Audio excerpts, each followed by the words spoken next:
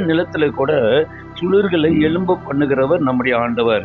அருமையானவர்களே, நம்மை சுற்றில் இருக்கிற பிரச்சனைகள் நம்மை ஒடுக்கி விட்டது, நாம் விழுந்து விட்டோம் என்று நினைப்போம் என்றால், அந்த இடத்திலே தான் கர்த்தர் நம்மை மலரச் செய்கிறவராயிருக்கிறார். அப்போஸ்தலனாகிய பவுல் பலவிதமான நெருக்கங்களில் இருக்கிறான். பயங்கரமாக நெருக்கப்பட்டிருக்கிறான். அப்பொழுது அவன் ஒரு இடத்திற்கு அவன் போகும்போது 1 கொரிந்தியர் 16ஆம் அதிகாரம் 9ஆம் வசனத்திலே அவன் சொல்லுகிறான், பெரிதும் அனுகூலமான கதவு எனக்கு திறக்கப்பட்டுள்ளது என்று சொல்லுகிறார். சூழ்நிலைகள் மாறும்போது கர்த்தர் நமக்காக கதவுகளை திறக்கிறவராயிருக்கிறார். முள்ளுகளுக்கு நடுவில் வைத்த பாதிப்புக்காக அல்ல, இந்த லீலி புஷ்பம் முள்ளுகளுக்கு நடுவில் வைக்கிறார். ஆண்டவர் அதை பாதிப்புக்காக அல்ல, அது பாதுகாப்பதற்காக.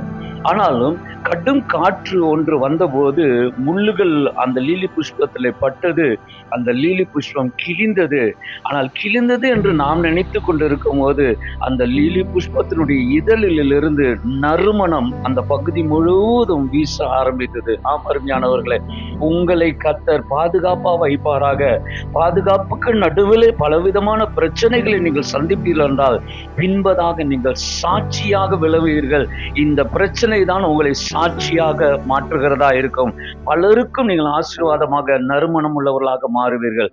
கர்த்தர் தாமே இந்த வார்த்தைகளை கொண்டு உங்களை ஆசீர்வதிப்பாராக. God bless you.